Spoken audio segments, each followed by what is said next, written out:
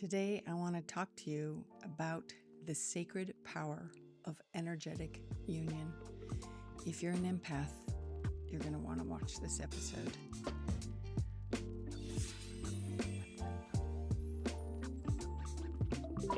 Hello, and welcome to the Constance Messmer Podcast. Thank you so much for tuning in.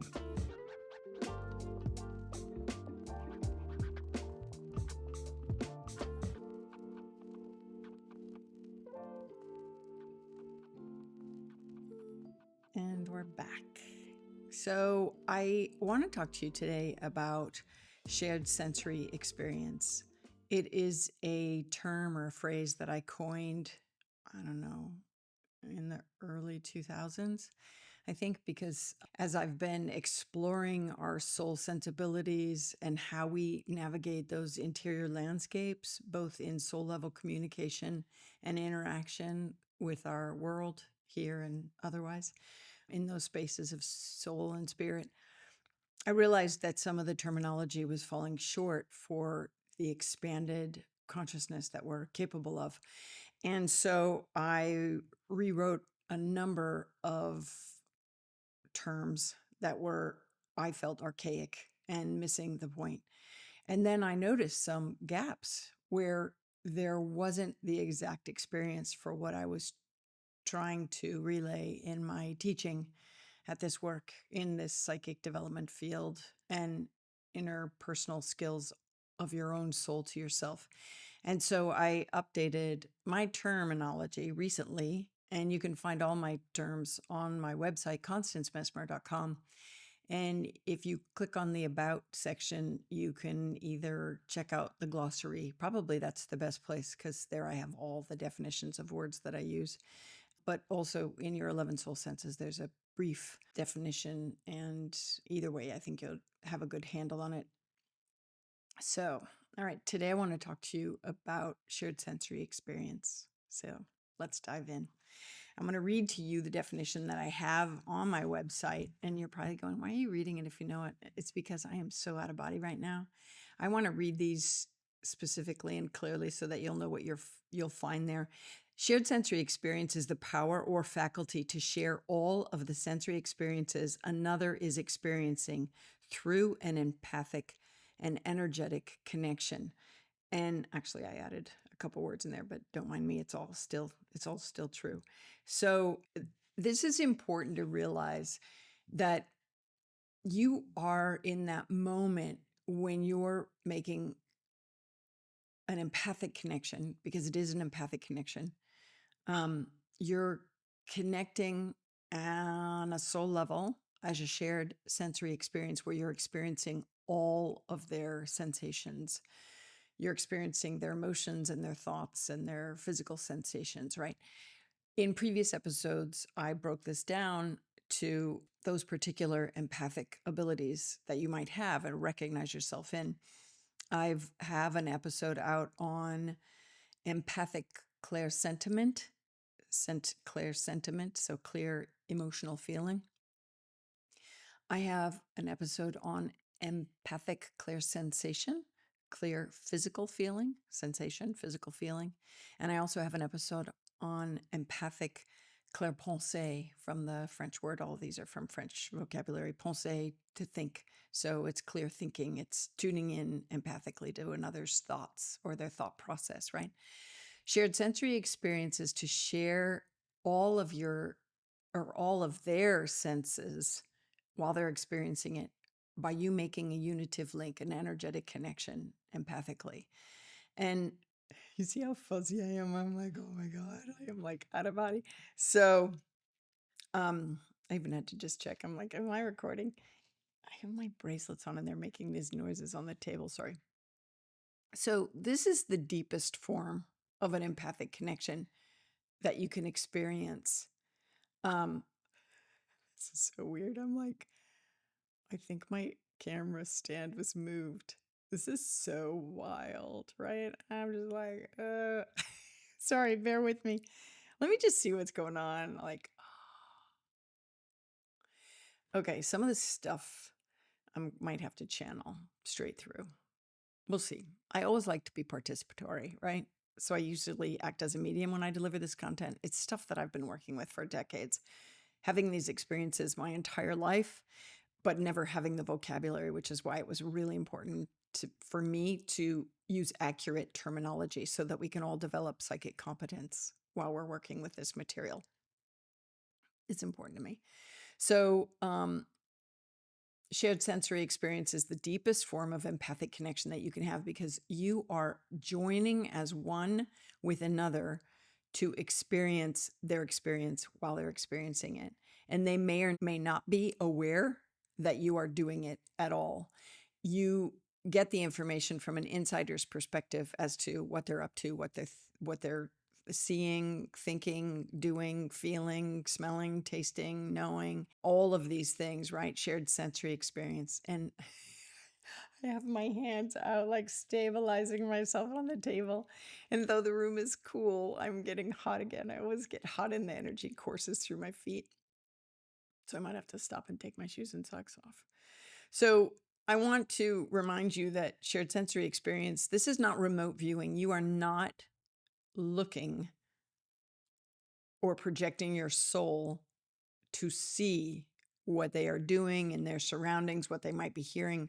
You are projecting your essence, your soul, expansive soul, to join and make an energetic unitive link with them to experience things that they're experiencing exactly in the moment that they're experiencing things. Now, I went back and forth with spirit on this. Can you actually go back in time to experience it, or forward in time to experience it? And yes, you can. Yes, you can. But you are still connecting with their essence to have their experience. Okay. Right. And so you either do this by intention.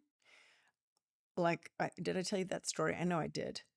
I think maybe it's in the original episode that I recorded on shared sensory experience, where I lost my kid. Oh my God. One of my kids.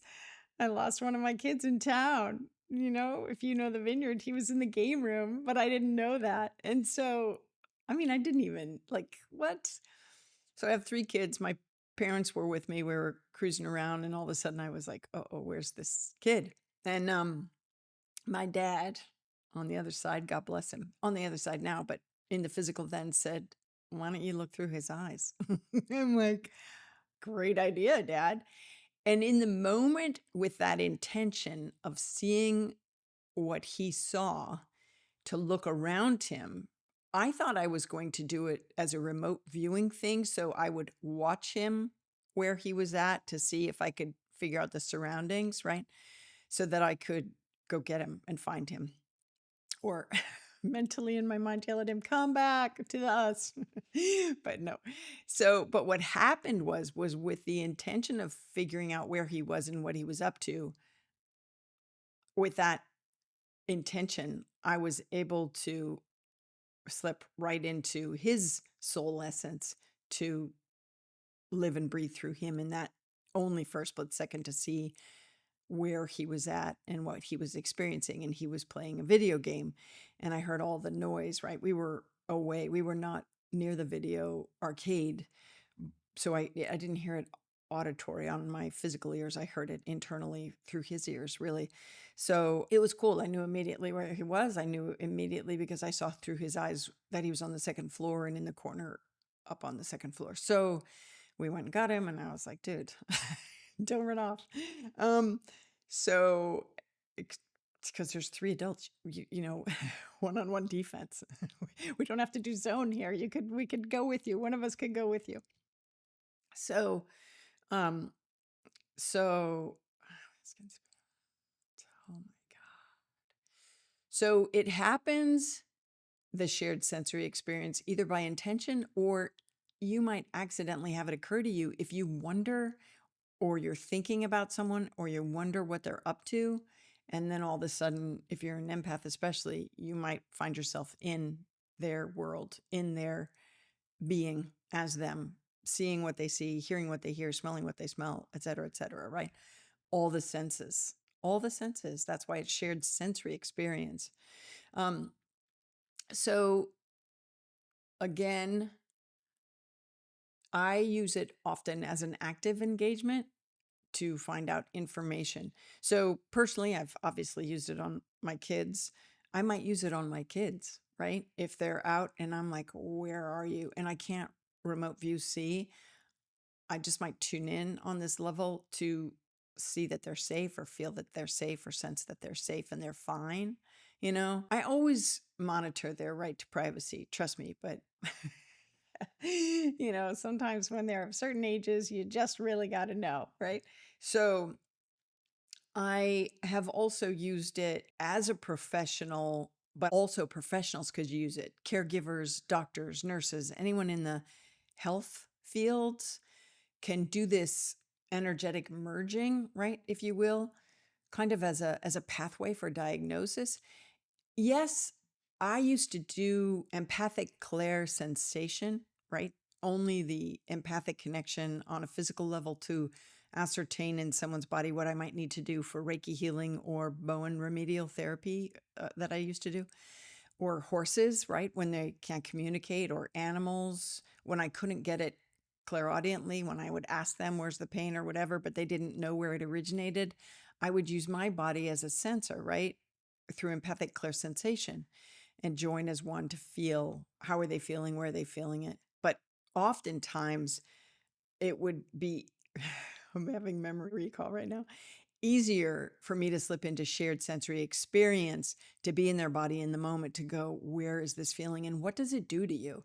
Like, because they couldn't necessarily articulate, the horses, but I could tell when I was in their energy field how it would be unnerving, creating anxiety, maybe heart racing, all of these things because I was in their body, right?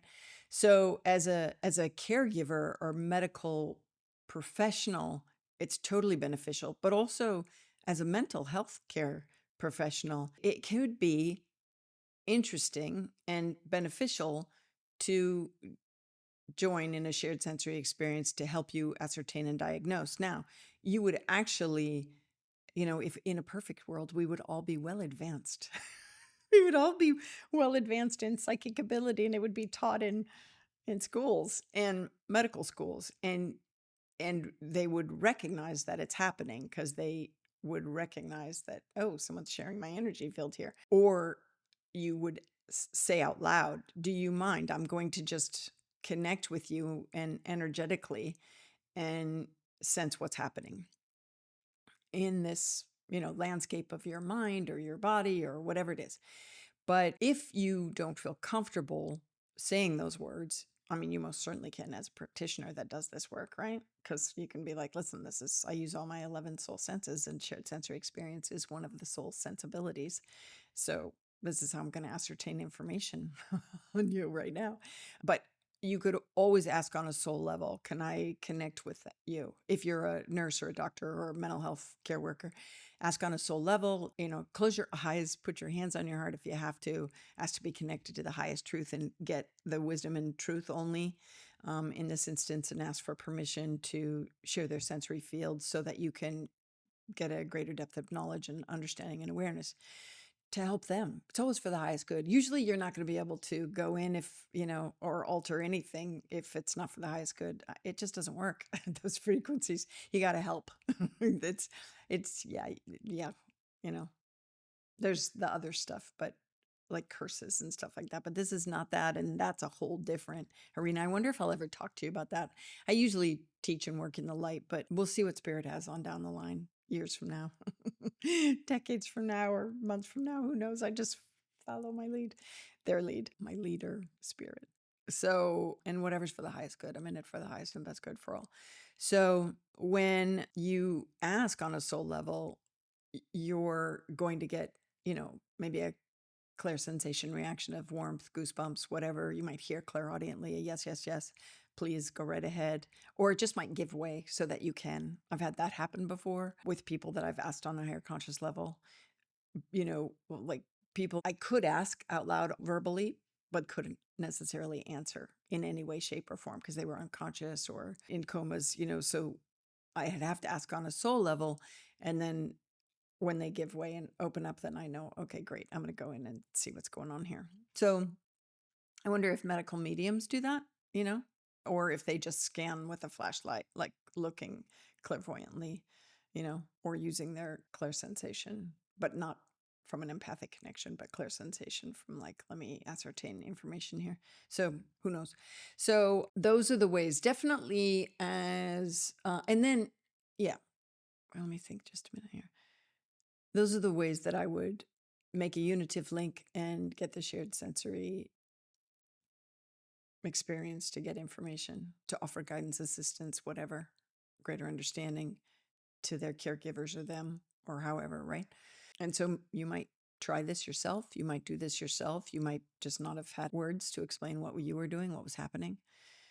And now you do. Now you have it. And so work with it, right? If it's a stronghold that you carry, if you hold that power of kind of energetic union that you're capable of, realize it's meant to be a sacred experience. You have to have respect and honor and compassion and kindness when you move in those spaces. Otherwise, you're not going to have the right to.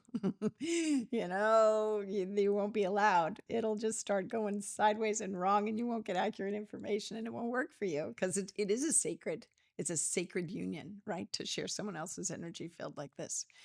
So as a practitioner, I've used shared sensory experience to do my mediumship work and channeling. Most certainly, that's what channeling is actually it's reverse. It's not me necessarily going into their spirit's energy field. Usually it's them coming into mine if it's channeling, and they ask permission. And a lot of times I'll let them, but a lot of times I'll be like, no, can't you just tell me? I want to do it as a medium. I want you to tell me so I can comprehend it and then do it. I don't want to go vacant. I want to be a conscious channel, so that I'm hearing and part of the message too. Sometimes this has happened if you've watched my old vault episodes or the old episodes where I gave library talks. Those are in the beginning. This is not my first YouTube channel, by the way. I think I had another one, but then I took it down because I was like, nobody's going to want to watch this. And then I was like, okay, I think I'll try again. So then I started another one. And in those early episodes, they're recordings at library talks or at community centers or halls or auditoriums. So, but if some of them you can actually see where I am channeling, and you see me kind of just go into it because I get pulled up. And so maybe that happens to you too in a shared sensory experience where it's reversed. Someone is sharing your energy field, preferably a higher being, right, of light, to animate you in those spaces. When I do shared sensory experience, I don't animate their spaces. I don't speak through them. I don't move through them, but definitely when I've done mediumship sessions, I have allowed some family members to do a shared sensory experience with me so that they can animate my body to do or act how they might have when alive, or how they did when they were alive, so that it would be evidential mediumship. They didn't tell me, I used to walk around with one hand in my pocket, or I always stretched this way or danced like this. They didn't always tell me those things. Sometimes they were like, no, I need to use your body. Can I do some real interactive shared sensory kind of moments? And I'm like, yeah, sure, go ahead. Because I built rapport with them and trusted them, and I knew it was fine, and I knew I was safe because I know what I'm doing. So it's about you practicing to build that restorative confidence and competence in your own skill set, right? So I definitely did it with mediumship sessions with non-vocals. So that would have been whether someone was incarnate or discarnate. So someone here or discarnate, someone on the other side. And when I was delivering the message, and especially even, people that were non-vocal here on the planet, and they couldn't move their bodies for whatever reason, maybe, quadriplegic or whatever, I would definitely allow them to enter into my energetic space and move and walk through me. Because, when it was right, I would always do what was right. Like, what was I guided to do? What was I directed to do? And with that, I used to hook in at the same time with the angelic realm to go, what's allowed in these spaces? What's going to be the best possible method for me to provide help here and assistance? Things like this. But I think with all of this work with an empath that's going in and out of energy fields, you need to do what's right for you, what you want to set up for you. And so I think as a practitioner, that's your safety and respecting them and respecting your boundaries, that's of the utmost importance. Listen, I think I've told you this. I've had family members of other people. Did I tell you this? Maybe I didn't. That have wanted to enter into my space and work through me and speak through me, but I would not let them because for a number of reasons. Why wouldn't I let them? Maybe because I felt too vulnerable in the moment. I didn't feel it was necessary. I would pass along the info. They could trust me. Listen, there's a billboard. there's a sticky note up in the heavens that says you can trust Constance as a medium. She won't mince words. She will not lead people astray. She'll say exactly what she sees, hears, gets, whatever, right? I feel like I'm dipping over into how to give mediumship sessions. I'm going to write a book on that. I promise you. It's already getting outlined.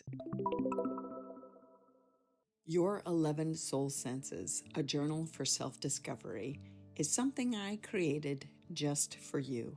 It is complete with definitions, writing prompts, and blank journaling pages to help you reconnect with your true essence and your soul sense abilities. To get your copy, visit my shop or go to constancemessmer.com. And thanks for tuning in. So, right. So I was like, where was I? And then they're telling me. So then the other piece was sometimes they would ask, and I would be like, no, because part of their experience in this lifetime might have been to use drugs. And we know that even affects me in spirit realm, right? I just can't. I can handle that for a second to understand that space so that I can deliver it as information. But no, you can't hang out in my being to articulate how you moved or whatever. I can hold moments. So I wonder if that's something you need to know too. Maybe it's best to hold moments where it's a shared sensory experience of them moving through you, working through you. I definitely remember one time hosting a bunch of high school students when a friend of theirs had passed. And he definitely dipped in and out of my energetic space to know, like Eric, to say this is how I acted, or this is how I moved, or this was our unique, high five, or our unique whatever. So I allowed him to share my energy field in that way as a shared sensory experience, entering into my space so that he could deliver through me on all the soul senses, right? But it's really interesting right now because I'm also having this back conversation with spirit going, wow, it is intricate. They're saying it is intricate. And I initially felt that shared sensory experience with what I was trying to define was more so when I'm sharing someone else's energy field. But spirit says, like with all of them, that it's two-way. It can go two-way, right? Right. Yeah. Receiver or sender. So, wow, what?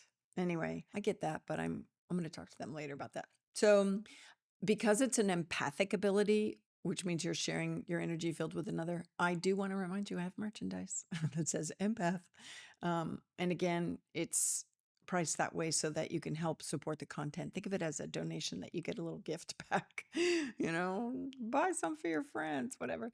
Anyway, you can check out my shop. There's a lot of offerings there.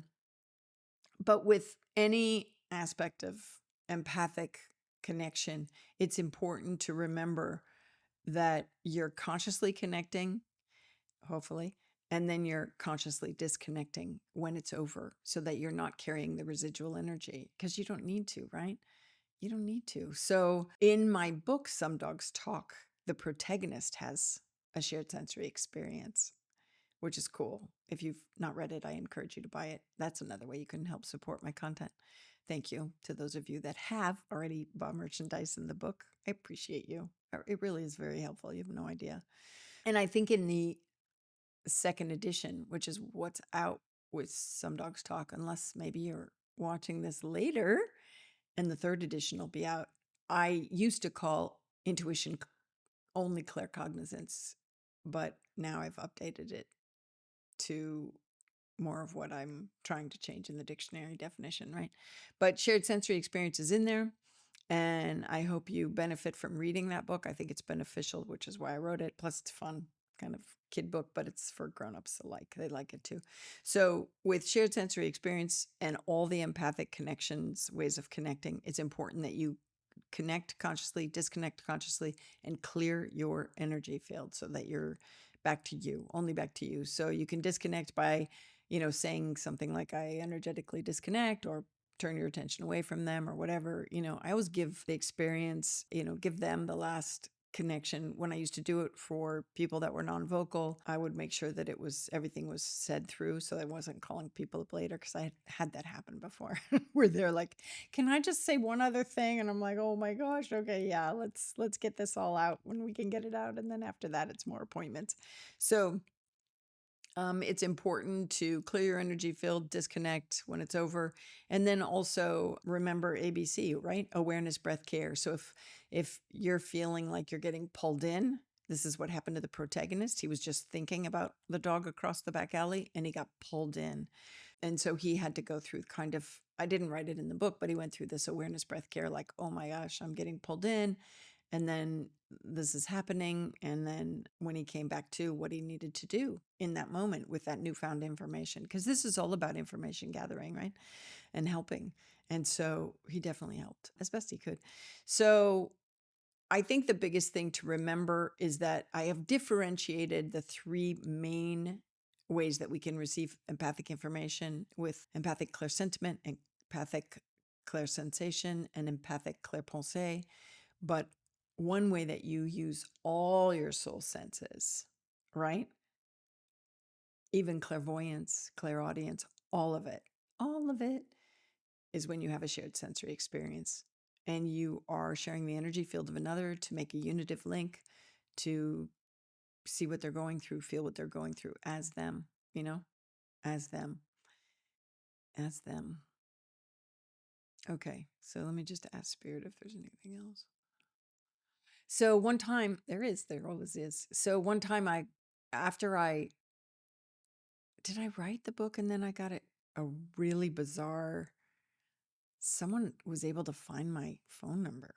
And I was like, what? It's kind of creepy. And so they called and said, I really do this all the time. I can't stop it. I can't control it. Can you help me? And I was like, listen, this is something you need to work on. I'm not seeing clients. And for a reason, I'm not seeing clients. And so I gave some pointers. I did give some pointers, but it was like, this is way involved. And so if you're feeling like you can resonate and this sounds like you, this is something you need to spend time with. I've told you before, these lessons are meant to empower you.